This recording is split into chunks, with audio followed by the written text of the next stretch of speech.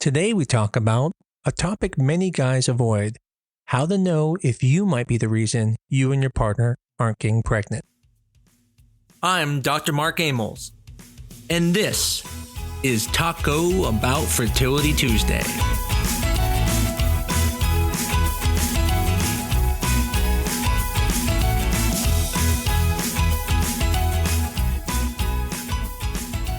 Today, we're going to tackle a topic a lot of guys dodge like it's a group text about brunch plans: male infertility. If you and your partner have been trying to conceive and it's just not happening, it might be time to ask, is it me? Well, this episode is for the men out there, or the partners of men, who want to understand when it's time to consider that the issue might not be her, it might be you. What? Fertility isn't just a female problem.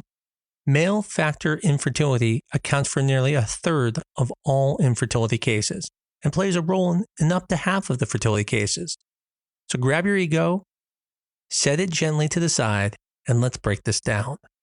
I can tell you, even myself, I fell into this trap.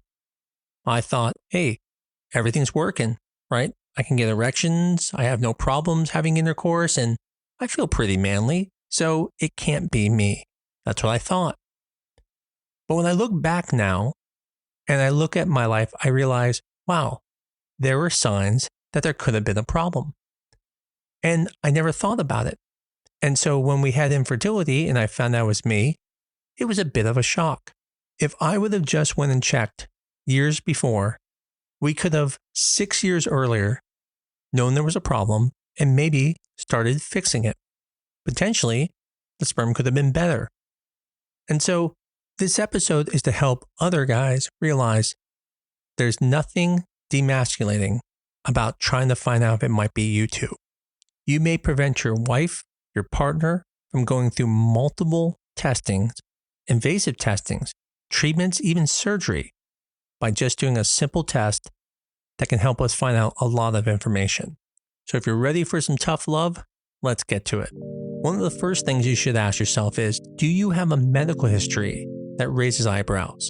For example, if you are someone who had undescended testicles as a child, even if it was repaired, there might be an issue.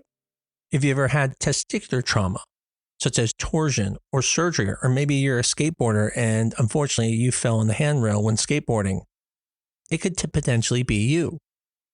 If you had mumps after puberty, mumps can destroy sperm production, but also other things that you may not be thinking about. For example, if you notice that the testicles feel a little weird, maybe it feels like there's a bag of worms in the testicle, and yes, men are checking down there, I can assure you. If you notice something different, there could be something wrong. But even medical conditions that don't even affect the testicles, such as diabetes. If you have diabetes, you could have retrograde ejaculation. Or even just being obese. Sometimes being obese can lead to high estrogen levels that can then cause your testosterone levels to drop, which can then lead to low sperm count. Now, the next category to be looking at are going to be hormonal warning signs. So again, these things that are basically causing your testosterone levels to go down. So it's going to be like a low libido. Now, keep in mind, not every guy wants to have intercourse every minute of the day. So it's still normal to maybe not have that high of a libido for some people, but still you know what your normal is. And so if it's changing, or if you notice your partner's libido is changing, you may want to look into that. The same thing goes for energy. When men have low testosterone levels, they start becoming more fatigued. They have lower energy. And so this would be a reason that could be pointing towards a sperm issue. Another area that men don't like to discuss is erectile dysfunction. Now, there are many reasons that you can have erectile dysfunction. Sometimes it can even be psychological. But for some reason, if you're not able to get erections, or you're really struggling to get erections or maintain erections through the whole act of intercourse, then you may have lower testosterone levels, which can be affecting things. Another sign, although this is more mechanical but can be affected, is if you notice that there is very little ejaculate. Now, you may not notice this as their partner, but men do notice how much they're able to ejaculate. If they notice it's very little, like a few drops, then you could have retrograde ejaculation where the sperm is actually going backwards into the bladder versus being ejaculated out. Now, the next category I'm going to be talking about is history. And this is where I was talking about myself. With my partner, we were together for many, many years and never got pregnant, and we just thought we were really good at preventing pregnancy. In reality, we had problems. And that's something you should be thinking about.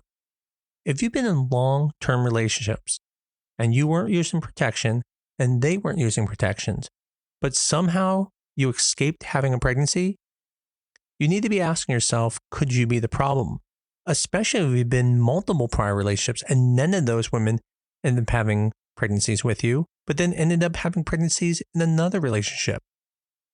One area that I see a lot of men not think about is using steroids.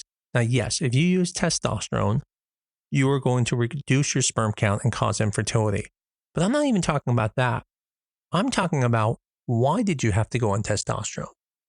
If you had to go on testosterone because you were fatigued, or because you were having erectile dysfunction, or someone told you your testosterone was low, then that means you might have a problem because your testosterone level was low, which is why you got on the testosterone, even if you're off it now.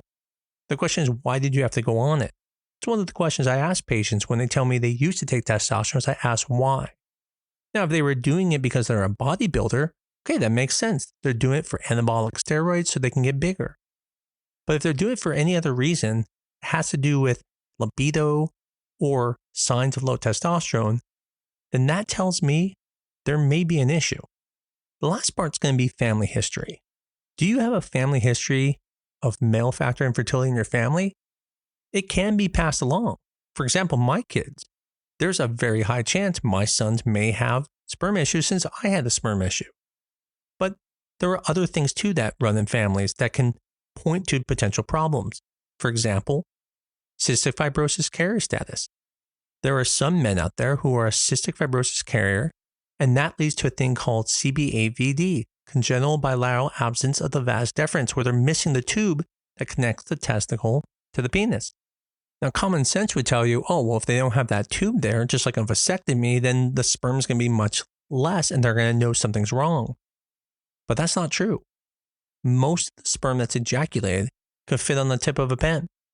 Most of the fluid you see is not the sperm. And so you can't look at the volume and think things are good. Now, the volume's low, that's a concern. But if the volume is normal, that doesn't mean that there isn't an issue. Now, interesting enough, when you do have cystic fibrosis carrier status and you do have CBAVD, you actually do have low volume, very similar to the situation with retrograde ejaculation. So if you feel your volume is low, then there might be an issue. Now, all guys think it's low because they're used to seeing like videos where people have a whole bunch. But the point is 2 milliliters is about the normal amount. So if it's just drops, there's a problem. If it's not a lot, it's probably normal. Now, there are some conditions that can also lead to male factor. One of them is called Klinefelter syndrome. And it's hard to know if you have Klinefelter syndrome because you're going to be a guy. You look like a guy, and you are a guy. But because of an extra chromosome, what happens is that you can have infertility. Usually these men have more of a female-like body and have other appearances that can sometimes tell the doctor that they may have Klinefelter syndrome. Other things you should think about is going to be lifestyle choices. There are lifestyle choices that can affect your sperm. For example, smoking and heavy alcohol use can absolutely affect the sperm quality.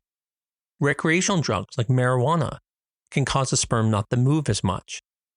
And then we talked about testosterone, anabolic steroids, which will actually shut down the sperm production completely. But the other thing is things like heat exposures, hot tubs, saunas, putting your laptop on your lap and keeping your legs really close together. Even just being overweight causes heat to build up in the testicular region. Or maybe you work a job, like you're an HVAC worker and you're outside all the time and you don't wear boxers. The point is, heat is one of the biggest problems. And it's not always directly causing a problem. It might be one of the things where like the straw that breaks the camel's back. Maybe your sperm count's good enough, but now all of a sudden, you're enjoying some marijuana, you also work outside in the hot sun, and now the heat and all those things add up, and it's causing the sperm count to go down. So if you're in one of those situations where you are smoking or drinking alcohol heavily, using marijuana, and you guys are having problems getting pregnant, it might be worth getting checked out. One of the kind of weirdest things I think when you think about fertility in men is that testosterone hurts your sperm. It's kind of an oxymoron in some ways. You think, I thought they need testosterone to make sperm. And you actually do. Not having testosterone can cause your sperm count to go down. But when you take testosterone, what happens is your brain says, oh, I guess there's plenty of testosterone. I don't need to make any anymore. And so what happens is the body then shuts down the system that makes the sperm. And so, yes, natural intrinsic testosterone is good and what helps make sperm. But if you take testosterone externally, it's like a birth control, and it's going to make your sperm count go to 0. So if you've heard that testosterone helps, that is wrong. Do not take testosterone when trying to get pregnant. And if you are taking it, you might want to let your partner know, because you're going to have a hard time getting pregnant while taking it, because your sperm count is likely going to be 0. Now, there are some clinics out there that will tell you, oh, but if you take HCG with it, or you take Clomid or some other medication, your sperm count will be fine. They're not completely wrong, but it depends on where you start. If you start at Superman levels, sure, you might be fine even with taking testosterone as long as you're taking those other meds. But for most people who have normal sperm counts, it may not be enough. For people with normal sperm counts, that drop may be enough to prevent you from getting pregnant. So again, if you're taking it, I don't care what they tell you, get the sperm count tested. Don't just believe them that by taking HCG or Clomid, that's going to make the sperm count come back.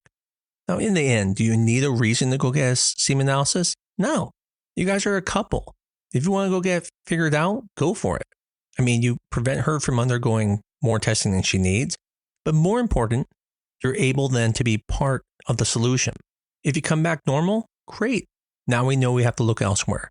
If you come back abnormal, we're still going to look at other things. At least now we have a path to look for. Honestly, I think all men should, especially when they're like 20. Because if you do have a problem, you could potentially freeze your sperm early, and that way you can avoid getting your testicles cut or a needle stuck in them to get sperm in the future. That alone is enough for me to go get a semen analysis. But if I didn't scare you and you didn't get a semen analysis earlier, then the times you should be thinking about it are times where it will benefit your partner. So, you don't need to wait 12 months and not get pregnant to start the testing. Even after 6 months, check it. It's no harm. If your partner is over 35, definitely check it even sooner, because she doesn't have time to waste. But if you have any of those risk factors that I talked about before, or one of those histories where, man, you're just that lucky guy who never gets anyone pregnant, a semen analysis is going to help answer a lot of questions and help you both be on the right path towards success. So here's the deal. Fertility is a team sport. Blame doesn't help anyone, but awareness, that's power. A semen analysis is easy. It's non-invasive and can provide a ton of answers, sometimes even uncovering treatable issues, preventing you from potentially having to have major procedures. If you're in this journey with your partner, be all in. Don't just cheer her on from the sidelines while she goes through testing, poking, and prodding. Step up. Get tested. Be a full part of the solution. As always, thanks for listening to this episode of Taco Bout Fertility Tuesday. If you found this helpful, share it with a friend, or better yet, your partner. And remember, sometimes the strongest move a man can make is handing over a cup. If you like this podcast, tell your friends about it, and most of all, give us a 5-star review on your favorite medium, but most of all, keep coming back. Until next time, take care of your health, your partner, and your swimmers, and I'll see you next week on Taco Bout Fertility Tuesday.